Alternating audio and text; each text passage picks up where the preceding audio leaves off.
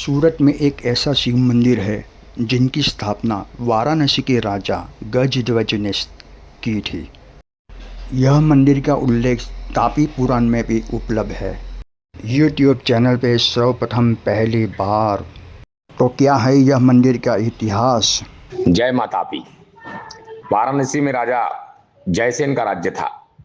वे एक बार हिमालय पर गए, वहां पर साधना करने लगे। इतने में वहां एक राक्षसी राजा को देखकर राजा पर मोहित हो गई और सुंदर रूप बनाकर राजा को ही पति के रूप में पाने की इच्छा करने लगी। राजा ने उस स्त्री को समझाया कि मैं तुमसे विवाह नहीं कर सकता, परंतु वह राक्षसी अपने प्राण त्यागने का कहकर राजा को बार बार निवेदन करने लगी। तब राजा उस राक्षसी को लेकर अपने नगर में वापस आ गए। राज्य में अंतःपुर में रख दिया। अपनी बहन कहाँ चली गई ऐसा सोचकर राक्षसी के भाई राजा के राजमहल में आए और युद्ध करने लगे। तब राक्षसी ने उन्हें अग्निबाण प्रयोग का साधन करने को कहा। राजा ने अग्निबाण चलाकर राक्षसों को दूर भगा दिया।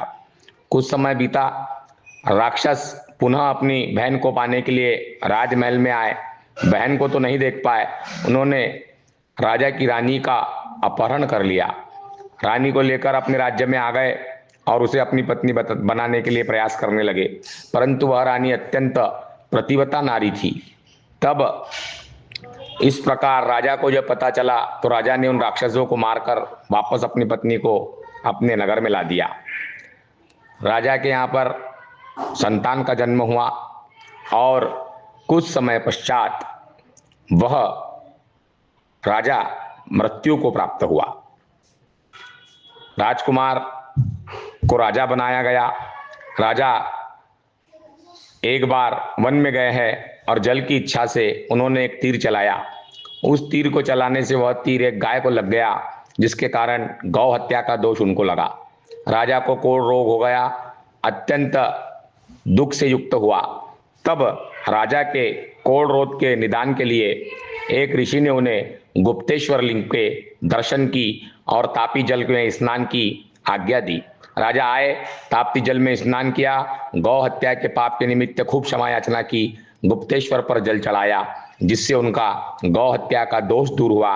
राजा ने वहां पर एक लिंग की स्थापना की जिसका नाम गजध्वजेश्वर लिंग हुआ और ताप्ती तट पर अत्यंत पुण्य प्राप्त कर वह राजा मां ताप्ती की कृपा से अंतकाल अंत समय में मोक्ष को प्राप्त हुआ।